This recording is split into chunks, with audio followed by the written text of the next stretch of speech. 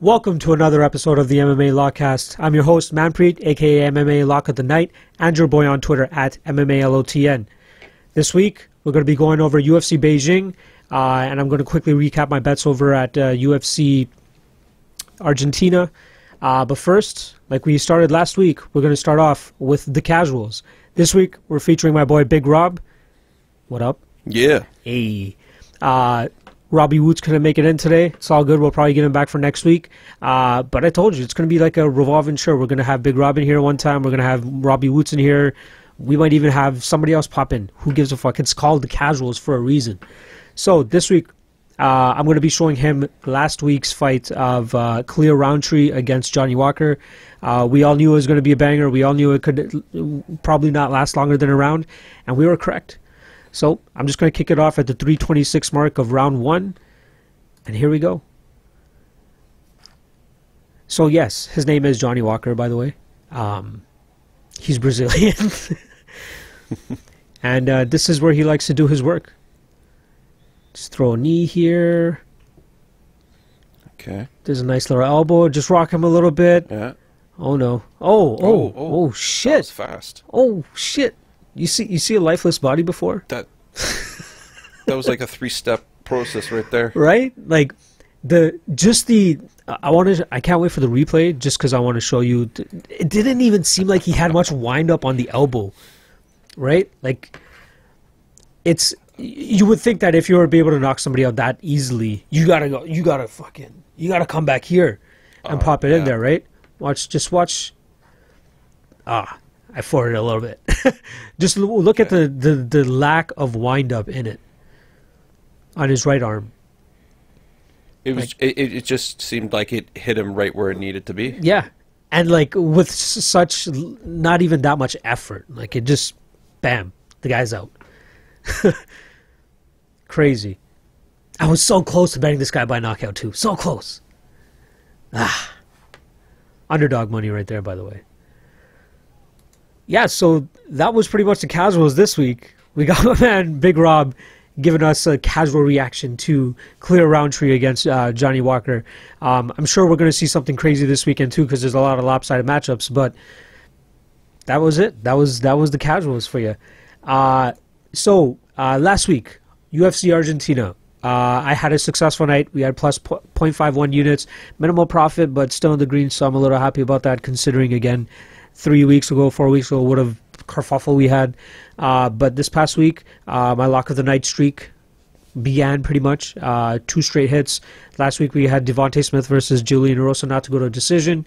This past week we had Ricardo Lamas over Darren Elkins.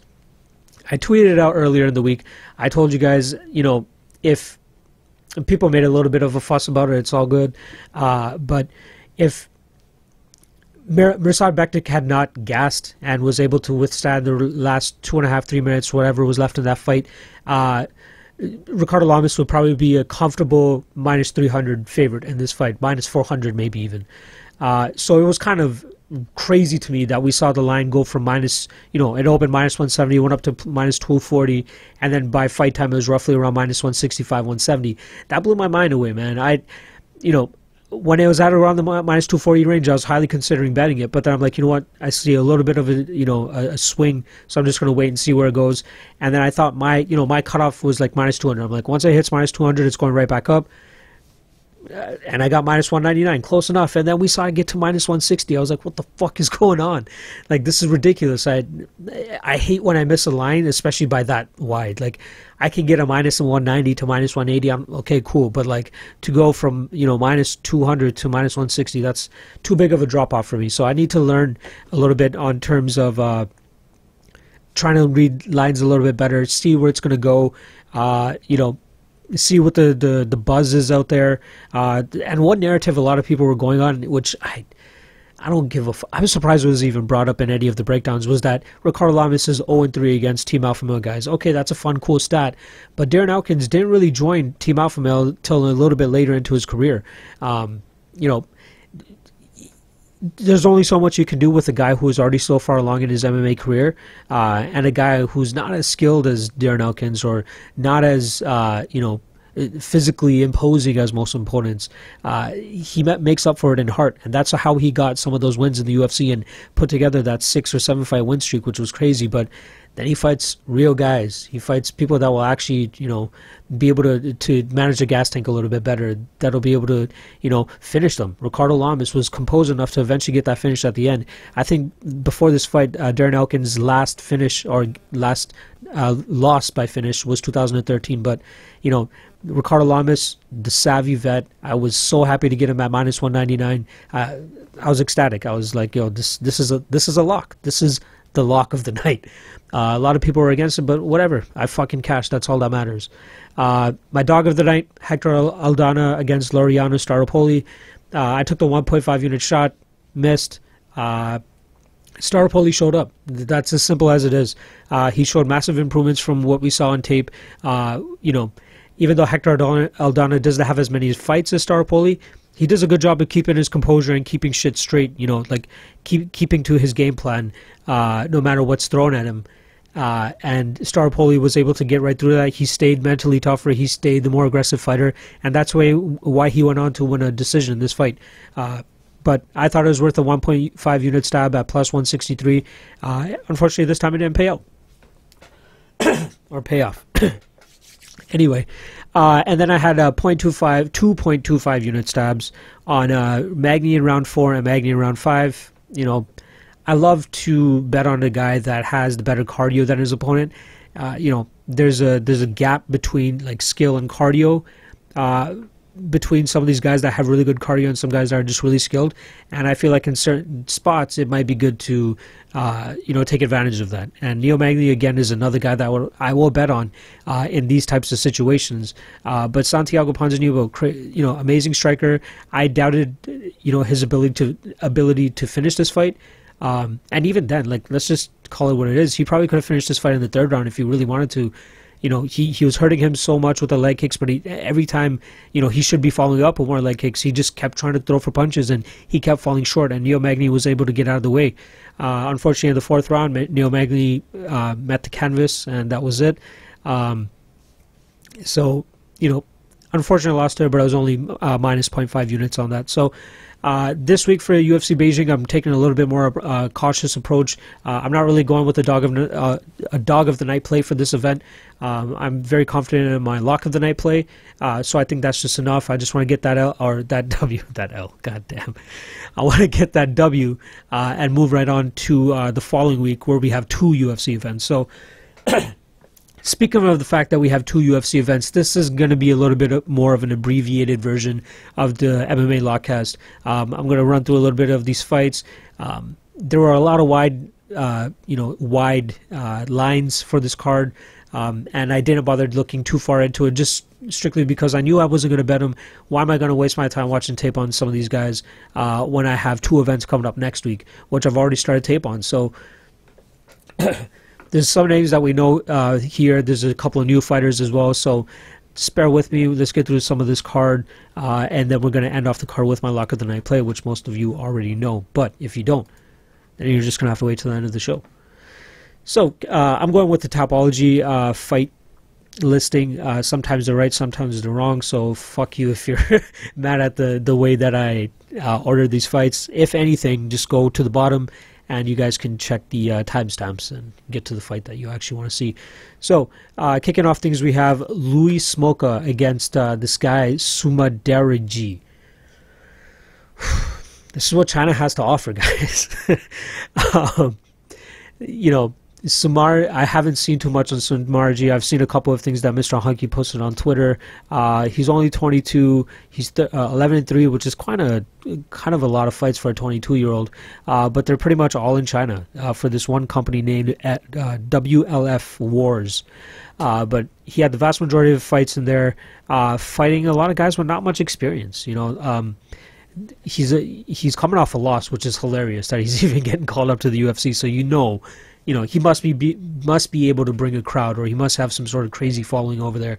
But in his UFC debut, he's going to be taking on a former UFC fighter who's making his debut once again. Is that really called? I guess his return. I don't know why the fuck I'm calling it a debut. It's a return for Louis Smolka. a guy that I really like to actually fade when he was in the UFC. So I'm kind of happy he's back in the UFC. I hope he gets the W in this fight.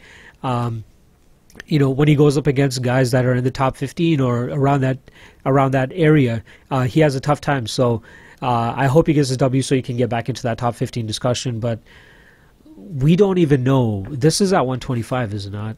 I'm pretty sure this is at 125. Okay, 135. So we already know that the UFC is phasing out the 125 division, so it's good that Smolka is coming back and going at 135.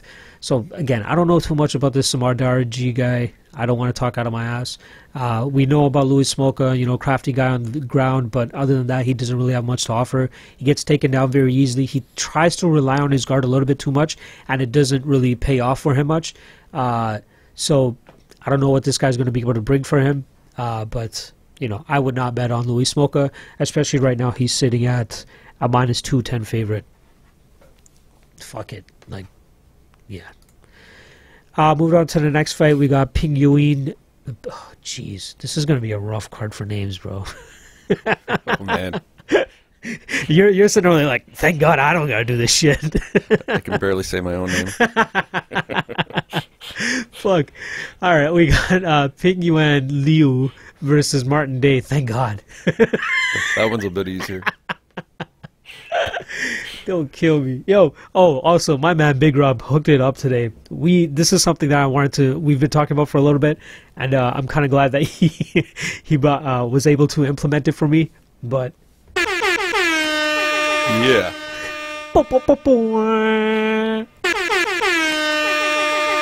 It's happening. I'm going to throw it in there whenever, when a crazy knockout happens, as I told him the Johnny Walker thing was going to happen. As soon as that elbow landed, I was going to go... Yeah. Fuck yeah. And then if I have a really shitty joke. So, I'm going to take advantage of it. I want to have some fun with this. I'm going to get some other tones or other tunes and stuff that we can throw on there and have a little bit more fun. So it's all about making the watching experience a little bit better. So anyway, getting back to it, butchering all these names. Pingyuan Liu against Martin Day. I know Liu in his last fight, he fought Damian Stasiak. He won a decision in that. He got taken down a couple times, but Stasiak isn't the greatest. I'll just fucking say it. After that fight, he was 10-6. I don't know how much Pingyuan really has to bring to the table, nor do I know how much Martin Day has to bring to the table either. He's making his UFC debut. I know that much. He's riding a 3-fight winning streak. Hasn't really fought anybody with much of a name, fighting kind of newer guys. He beat an 8-0 guy in his last fight. So, I don't know. Again, I did not waste too much time on these fights that had these types of odds. Pingyuan currently sits at minus 255. So as soon as I saw the Blaydes and Ngannou fight was made, I knew what the fuck I was going to play, and I was kind of set on that from the beginning. So, yeah, I'm not even going to make a prediction for that fight. I apologize. So next up, we got Jingliang against David Zawada. I'm super psyched for this fight. I love Lee. He's 15-5, but I think he should be a little bit better than that. In the UFC, he's only lost, I think, three times. Three times he's lost in the UFC, but to guys like Nordin Taleb, Keita Nakamura, and in his last fight, his second last fight, a new version of Jake Matthews in that fight. Jake Matthews looked amazing in that fight. Not a lot of people were expecting him to win that fight. Lee was unfortunately upset in that fight. But he's coming off a victory over Daiichi Abe in a fight that I had bet on the fight to not go to a decision. It was actually my first ever dog of the night play, and I was kind of appalled at the time that it was plus 110 or plus 150, wherever I got it at. Both guys have a crazy reckless style, and they're known for going forward and throwing haymakers and just being aggressive fighters. However, in that fight, we saw a little bit more composed Li Jingliang, and for the longevity of his career and how young he is, I think that's a great thing for him. He was a great, I like to call it controlled chaos. He was able to be aggressive while still keeping his foot on the brakes a little bit, just to, not overextend himself or get dropped or, get finished or, lose, unfortunately, like he did in his last fight against Jake Matthews in his fight before the Daiichi Abe fight. So Daiichi Daiichi Abe showed he was a little bit more of a one-dimensional fighter. Li Jingliang was able to put his punches together, follow up with kicks. It was great. It was a beautiful performance by him, and I expect no different in this fight against David Zawada. Zawada is a very, very tough guy.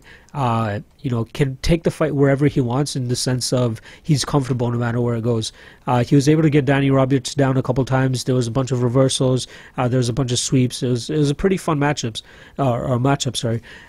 He lost the decision in that fight, unfortunately, but he only took that fight on about a week's notice. So I think in this fight with Li Jingliang, we'll see a little bit more complete David Zawada and a more prepared David Zawada. He has roughly about 4 months to prepare for this fight. I'm not sure what's wrong with my throat, guys. Fuck. All right, get back to it. Unfortunate loss to Danny Roberts in Zawada's last fight. So in this fight, I think that we're going to see kind of the same type of Li Jingliang. We're going to see a guy that is able to put his punches together, finish them off with kicks, and able to thwart any takedowns that David Zawada might try to throw at him. I think that might be David Zawada's game plan, is to try to get this fight to the ground, but I think he's going to have a pretty tough time to get that job done, as I think Li is just the stronger fighter, the more athletic fighter, and just I guess I was just really sold on Li in his last fight against Daiichi Abe. Again, it's a fight that most people probably would have finished, given what happened in that fight. But Li just showed his composure, showed that he can just stick to the game plan, and I think that's what's going to happen in this David Zawada fight. This is a fight that I was considering taking. The fight doesn't go to decision, but the only thing that kind of turned me off from it, and I'm not mad at it, is Li's what seems to be his newer style of fighting. So I hope he goes out there and gets the finish, just because there is a little bit more pizzazz that comes with getting a finish or getting a choke or anything like that. But a win is a win, and as long as Li finds his name in the win column, I'm sure he'll be happy. So I'm going to take Li Jingliang by decision over David Zawada. Next fight, we got the White Mike Tyson. That is his nickname. There we go. The White Mike Phillips, the White Mike Tyson, John. See, I'm even fucking up these easy names now. Fuck. The White Mike Tyson against motherfucker. The White Mike Tyson, John Phillips, is fighting Kevin Holland, the Trailblazer. This fight, crazy odds. I think we're sitting at where are we at? Minus 440 for Kevin Holland, plus 340 for John Phillips. Rightfully so. However, Kevin Holland is still sort of green. A lot of his hype and a lot of his accolades is just due to the potential that he possesses. There have been rumblings going around that he doesn't really take training that seriously, but the fact that he was able to get to a decision against Thiago Santos in his first fight in the UFC, crazy. Thiago Santos is a killer. He could have finished that fight multiple times as well, but Kevin Holland's, just persevered through it. And this fight against John Phillips, I expected to go the completely opposite way than it went for Kevin Holland in his last fight. I think he gets the finish in this fight. I think he lights John Phillips up. I think I could even see him snatching out some sort of choke. John Phillips is just not the greatest, man. He just comes forward. He likes to fight. He has a 21-7 record. But he lost to Charles Burton in his last fight by choke. I think this is another one of those guys who's kind of getting that SBG rub. I believe he's over at he's SBG Ireland, even though he fought Charlie Ward back in 2015, which is weird. I'm guessing he just came over there afterwards. However, he came into the UFC with the 4-fight winning streak, all finishes, good for him. But then he got finished in his last fight, and I think he's going to get finished again. Just not the cleanest guy out there. Again, kind of a bit of not, I wouldn't say a fish out of water on the ground, but I believe Kevin Holland definitely has the advantage there. I'm very impressed, I'm very psyched to see what's going to happen with Kevin Holland moving forward. A lot of people became fans of him after his Thiago Santos fight, even though he lost. He was showboating a little. He's only 26. He has an 81-inch reach in the middleweight division, which is crazy. And he seems to know how to use it a little bit. He is a little unorthodox and wacky with his striking at times, but that 81-inch reach, he knows how to use it a lot better than Stefan Struve. Let's just put it that way. I'm getting that love regardless. I don't give a shit. Next fight, Kenan Song against Alex Morono. See, I got that one right. Kenan? Kenan. Like, you probably would have said Kenan. Kenan. Kenan Song, 14-4, riding a 2-fight winning streak. He beat, this is another guy actually that debuted on the China card. What was the last China card? Shanghai? Yeah, when they fought in Shanghai last, he was a guy coming off of 2 losses. You know, very rarely do we see guys coming off of losses having their first fight in the UFC. It's crazy. But they get the hometown rub. They probably sell some tickets. People know them locally, so whatever. It's all good. He's an exciting fighter, and he's rattled off 2 wins in the UFC, so it is what it is. First fight in the UFC, 15-second knockout. Next fight, and a fight that he was losing, and a fight that played a big factor in me betting Hector Aldana this past weekend. He lost to he beat Hector Aldana with 15 seconds left in the second round. I think most referees in that situation probably would have let that fight go on a little bit longer than it, or a little bit longer than the referee had allowed it to, or sorry, didn't allow it to. You know, that referee stopped it really quickly. You know, he rocked him with a shot to the temple. He went down, but it was just a flurry of shots. Like it didn't even seem there was much. It seemed like there was much on those punches anyway. However, he landed like 10 strikes in like 7 seconds, and the referee was just like, "All right, we're stopping this fight." I don't think that Aldana was hurt that badly. Yeah, he got hurt enough to get dropped, but I think he, most referees probably would have let that go on a little bit longer, and we would have gone into the third round in a fight that Hector Aldana was probably up 2-0, or maybe that knockdown would have swung the round back to Kenan Song. However, still, Kenan Song gets the finish in his last fight. In this fight, he's fighting Alex Morono, or let's just quickly cover Kenan Song's style. He's a very aggressive fighter. In terms of, he likes to keep the fight on the feet. Powerful striker, good stand-up striking skills as well. But sometimes it doesn't seem like he puts the foot on the gas as much. And that's why I think that he was losing that Hector Aldana fight. With Alex Morono, he's a little bit more aggressive. His technique might not be the best on the feet. He wings shots. He tries to find his way to get in, and sometimes he'll try to just stay on the feet and he'll try to swing it out. Sometimes he'll just try to get to the ground as quickly as possible and get the choke like he did against Josh Berkman. He's 2-2 in his last 4 fights. He put together a couple of wins before that. His last win's over a guy in Josh Berkman who's definitely on the way out, especially in 2018. He lost to Jordan Mean in his last fight, who's had an up and down career as well. And this Kenan Song fight, it's closely lined as well. I was highly considering making Alex Morono my dog of the night play, but right now we're sitting at even odds. So that kind of put me off a little bit. Like, I like Alex Morono at dog money, but at even or minus money or as a favorite, I probably wouldn't bet him in this spot just because of his lack of technique. He's a strong, he's a great fighter. He again, very aggressive, good jiu-jitsu as well, but it's hard to trust him with money if it's not plus money. So in this fight against Kenan Song, he could easily get caught, just like he got caught against Nico Price. I could see both things happening, and the fact that he's traveling all the way over to Beijing, that might play against him too. So that's something that everybody should be thinking about in this while betting on this card, is what jet lag might do to certain guys. So I don't know how much it'll affect Alex Morono, but I find myself actually, I'll still go with Alex Morono just because of how underwhelming Kenan Song's last performance is, and it's shown that when he goes against guys that are a little bit more aggressive than him, he might wilt.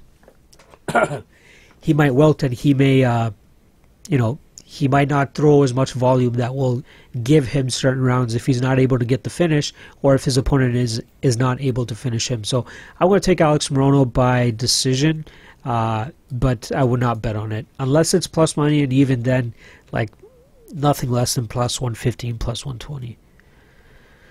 Moving on to the next fight, Yanan Wu against Lauren Mueller. Yanan Wu is coming off a loss to Gina Mazzani, who, in my opinion, is not up there in that division in the UFC.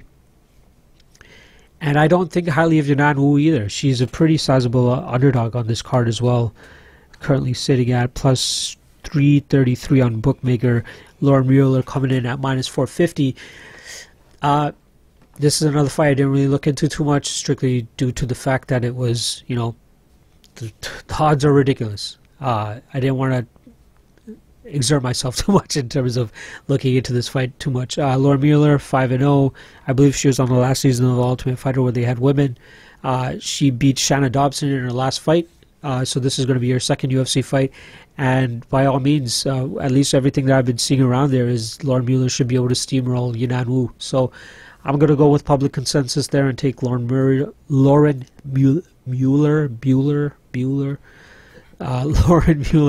over over Yanan Wu to go 6-0.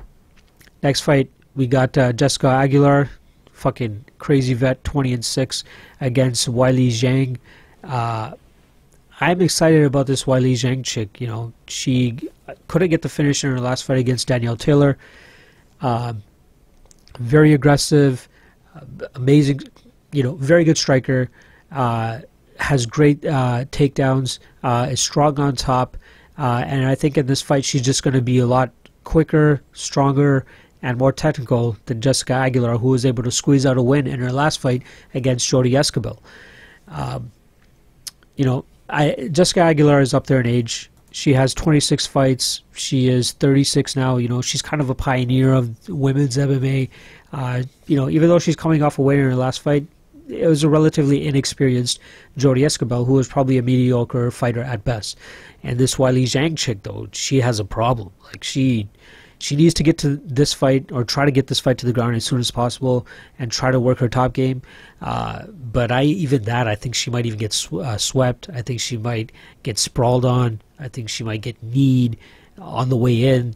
I think this Weili Zhang chick might actually finish her. And I think the last time I checked the odds on it, Weili Zhang inside the distance was roughly plus 250, plus 300.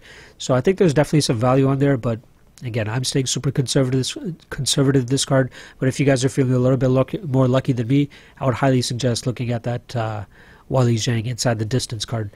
So I'm actually going to take Weili Zhang by second round finish. I think that she endures anything that Jessica Aguilar throws at her in the first round and a half or so.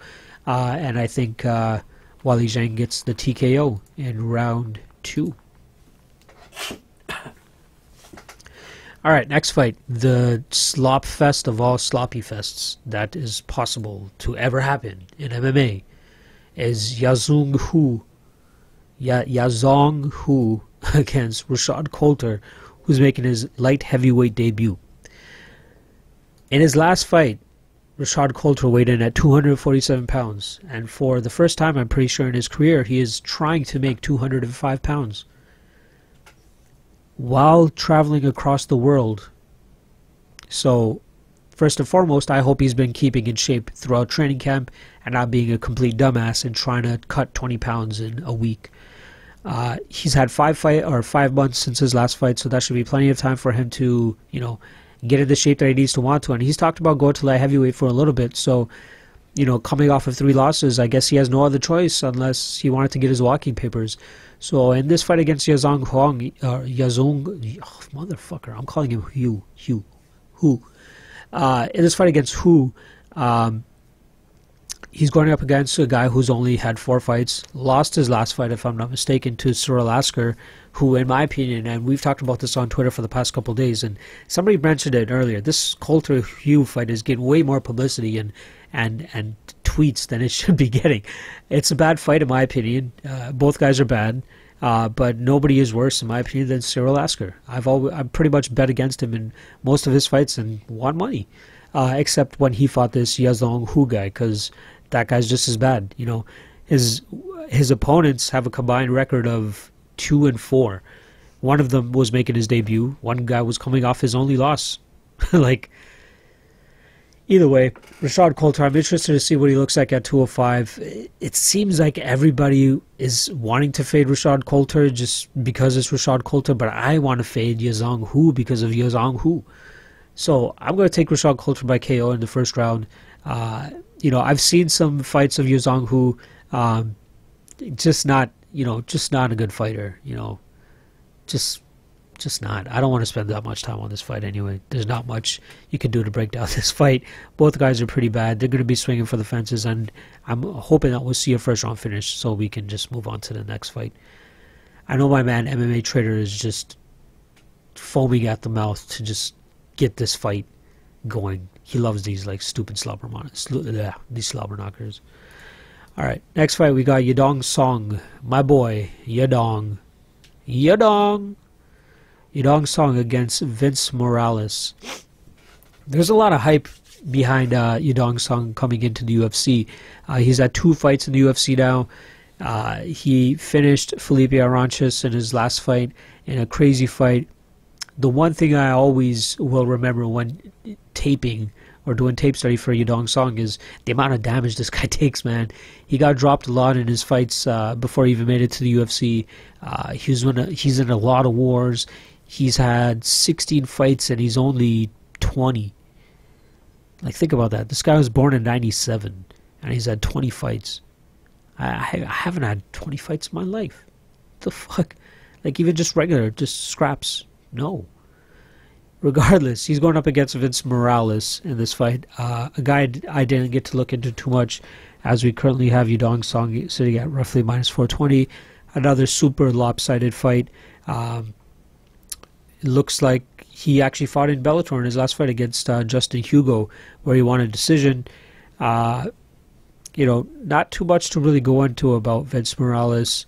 All of his fights have been by finish, except his last fight. I think he's going to be in a war against Yadong Song. I just love Song's style. He comes forward, very aggressive. I love his Muay Thai.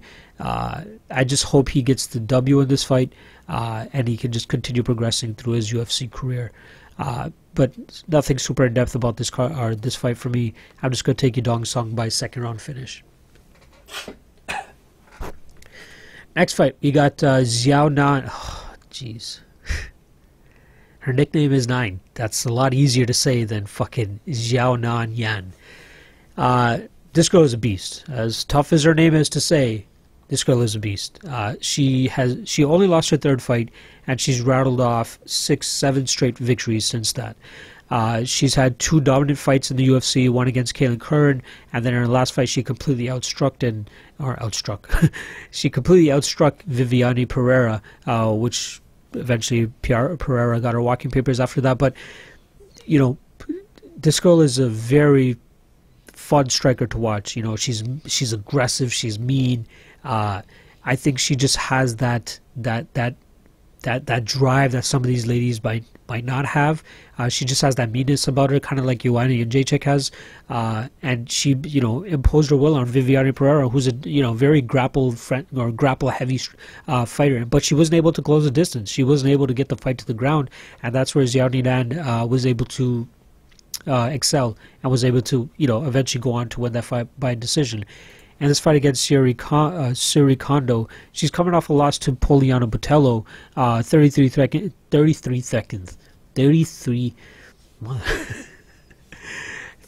seconds it took Poliana Botello to finish Syuri Kondo, and I think we might get a similar outcome in this fight. She won a split decision over Chanmi June. However, she didn't look that good in that fight either. In this fight, I think against Yan, who currently sits at minus 440 on Bookmaker, there's a reason that she's that big of a favorite. So I'm hoping that we will see a dominant victory by Xiaonan, first round finish even, and she moves on just as I want to see Yadong Song move on and get bigger and better fights. So that's my prediction on that. Co-main event time. This is the reason that I am willing to stay up. Well, I guess I could just stay up till 6 o'clock or 8 o'clock and just catch just the co-main event and main event. But fuck it, I'm a degenerate. I'm a hardcore. I'm going to be up at 3 a.m. on Saturday morning next week to watch these fights. I will be. Next fight, Sergey Pavlovich against Alistair Overeem. Overeem is taking on a newcomer and a guy that doesn't really have a name. That's the first time in Alistair Overeem's career where he is facing a UFC debutant, where he is facing somebody that nobody's really even heard of. just listen to these names. Since UFC 169, you know, actually, let's go from his Brock fight. Brock Lesnar, Bigfoot Silva, Travis Brown, Frank Mir, Ben Rothwell, Stefan Struve, Roy Nelson, JDS, Andrei Arlovsky, Stipe Miocic, Mark Hunt, Fabricio Verdum, Francis Ngannou, and Curtis Blaydes. Like, that is, for this day and age of the heavyweight division, that's pretty much everybody. That's everybody you could possibly face in the top 10, top 15, who hasn't really made a debut in their last 12 months or so. That Curtis Blaydes fight was really rough for him. You know, he was taking a beating throughout that fight, and then Curtis Blaydes was able to finish that fight with elbows from the guard. But in this fight against Sergey Pavlovich, I think he has a really good shot of winning it. However, it's his chin. He's 43-17. He's gotten knocked out brutally in all of his UFC fights. You know, he's had rough in the last stretch alone. Since 2014, he's had 4 brutal knockouts. The Ben Rothwell one was very bad. The Stipe Miocic one was horrible. The Francis Ngannou uppercut. I can't wait to. I'm going to have a special segment next week of the casuals where I show my man Big Rob and hopefully Robbie Woods, Francis Ngannou knocking the fuck out of Alistair Overeem. It is so bad. It's actually one of my WhatsApp group chats. It's the profile picture for it. I love it. It looks like a superhero, like comic book thing. Like next week. Level. I'll let the anticipation build. But anyway, it's unfortunate that Alistair Overeem is a part of a poster or a highlight like that, because he's a very decorated and aggressive and fun striker to watch, or even fighter. Period. You know, he's had a lot of submission victories in the past. As of late, he's only had finishes really, or by KO. In this Pavlovich fight, I think he gets that KO again. As long as his chin holds up, he should be able to beat a less polished, a less decorated, and a less technical fighter in Sergey Pavlovich. Pavlovich is 12-0, so obviously he hasn't lost any fights. However, you know, he's getting away on his aggressiveness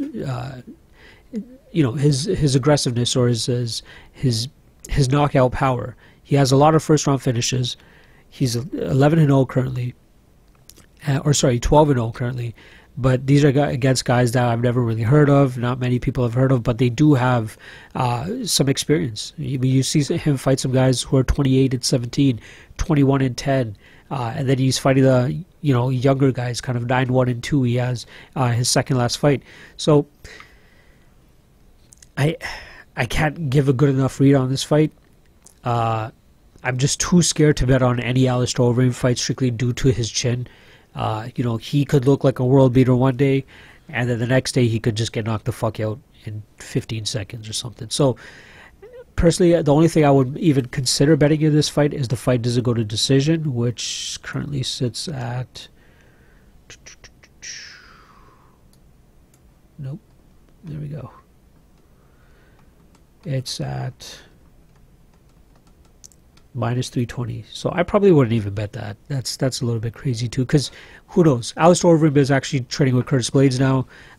Curtis Blaydes might be showing him a thing or two with the wrestling, so he might try to go for a little bit more of a safer approach.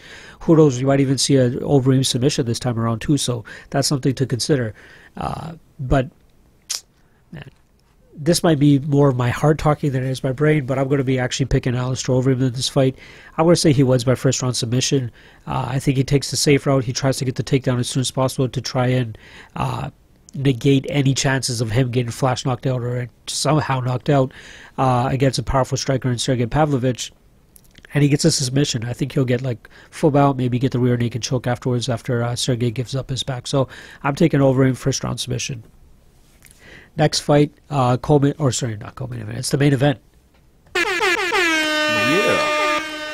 Main event time, motherfuckers. The reason everybody is staying up from 3 a.m. or whatever, no matter where the fuck you are in the world, this is not good for anybody on the American side, at least. 3 a.m. Saturday morning. Probably around the time this fight rolls around, it'll probably be 8 o'clock, 8:30 or so. Curtis Blaydes, Francis Ngannou, number 2. It's the rematch. First time, didn't go too well for Curtis Blaydes in terms of the fight. Got stopped due to a crazy, his right eye was completely swollen shut, so he wasn't able to see out of it.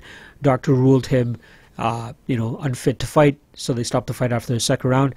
The fight probably could have been 1-1 going into that third round. And I think Curtis Blaydes could have won that fight too. We saw him able to get Francis Ngannou down multiple times in their first fight. Francis Ngannou was able to get back up, but I think that since that fight, Curtis Blaydes has accrued so much experience and so much knowledge. And even since that fight, he's moved over to Team Elevation in Denver as well. He's been there for the last several fights, but I think once he made that switch, he was training at a UFC gym. A fucking UFC gym in Chicago, I believe it was, in Naperville or some shit. Like, not even a real gym. Like, everybody in the hardcore industry knows that if you train at a UFC gym, like Frank Edgar has his own UFC gym in Toms River or wherever the fuck it is, Jersey Shore, but he still trains at a different gym. Like, he doesn't do his full training camp at the UFC gym. There's a reason for that. They don't have the best head coaches. They just have people that are there to, like, you know, get the regular 9 to 5 mom and dad fit. That's what they're there for. They're not here to train fucking UFC champs. So once Curtis Blaydes made that transition from the UFC gym to Team Elevation, we definitely saw a change in his style and just his potential as well. You know, he's a big dude standing at 6'4" with an 80-inch reach, and he's only 27. And he has a very solid wrestling base, especially in this heavyweight division where, you know, there's Cain Velasquez, there is Daniel Cormier, but I don't think we'll ever really see Curtis Blaydes against Daniel Cormier. So I think in this fight, you know, he is rightfully favored against Francis Ngannou. That's why he's my lock of the night play. I got him at -191. I think that, you know, the experience both of them have accrued since their last fight. I think Curtis Blaydes has been able to work on the right things, the things that will make his MMA game stronger. His stand-up has gotten better, so he can, you know, close the distance a little bit better than he was able to before. Even against Francis Ngannou, his first takedown, the entry was kind of horrible, but he still got it. You know, Francis Ngannou didn't seem like he worked a lick of wrestling in his last two fights either. The Stipe Miocic fight, he got just completely dismantled. If he's not able to land that one shot, you know, Curtis Blaydes is going to be able to get him down relentlessly. And I think we might see a similar finish to what he knocked Alistair Overeem with. I think that we see a third-round finish for Curtis Blaydes via ground and pound or maybe some elbows. But I think he's going to do a lot better job of keeping Francis Ngannou on his back. You know, do a lot better job of even closing the distance to get the fight to the mat. While he's able to evade any shots that Francis Ngannou throws at him. You know, he does a really good job of rolling with the punches, especially against Mark Hunt. You know, Francis Ngannou, if he's not able to land that bomb, it's going to be a really long night for him. So I think that, you know, another thing to attest is Curtis Blaydes' chin. You know, he has taken shots in the past, and he has just walked through them. You know, he's never really been rocked and dropped or really, really hurt. And I don't think it'll be any different this Saturday against Francis Ngannou. So I'm officially, my pick is going to be Curtis Blaydes by TKO in round 3. You know, that should have sent him into the top 2. He should have, you know, he should more than likely be fighting for the title after that. However, we know that logjam up there. We're going to get DC Brock Lesnar coming up. We're going to get DC John Jones probably if John Jones successfully gets past Alexander Gustafsson in December. So unfortunately for Curtis Blaydes, you know, he has to wait a little bit. I don't know what's going to be next for him after this fight against Francis Ngannou. I think a fight against Cain Velasquez, who's rumored to be coming back soon, that would be a great fight. Unfortunately for Cain Velasquez, because you want to see him get a fight under his belt before he comes back. He hasn't fought since UFC 200. So, you know, I like the fight for both guys, but it would be unfortunate for Cain Velasquez, as I don't think he would be at his peak self if he were to come back off that long layoff and fight a guy as bad as Curtis, or as badass, I should say, as Curtis Blaydes. The only thing that Curtis Blaydes has going for him is he's 27, so he has a little bit of time. You know, fighters start diminishing around 34, 35, so he has roughly 7 to 8 years left. So, you know, hopefully by end of 2019 he at least gets a title shot. But even that, I'd be a little bit skeptical. So, official play. Curtis Blaydes is my lock of the night play, 5 units on -199, and I got him to win by third round TKO. And him inside the distance is not at bad odds either. I think he's roughly around +150 or +160, so that might be something to poke at as well if you guys are intrigued on doing that. But that's pretty much my fucking breakdown for UFC Beijing. I was about to say Shanghai, goddamn. But yeah, you know, it should be a cool card. It should be an entertaining card. Nothing too much in terms of betting wise that really caught my eye. Hence why I just stuck with my one play.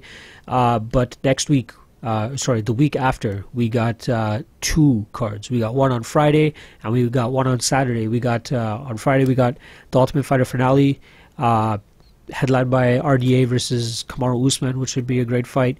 And then the day after, they're down in Australia, where we're having JDS fight Tai Tuivasa, which should be a great fight as well. So I'm studying both cards. I see some intriguing lines, I see some intriguing spots, and a couple props that I might hit as well. So just keep your eyes out for that.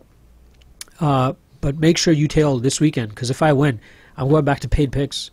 So don't fucking come back to me and be like, yo, how am I supposed to pay for these picks? I'm like, you could have bet on Curtis Blaydes and you have money to fucking pay for my picks next week.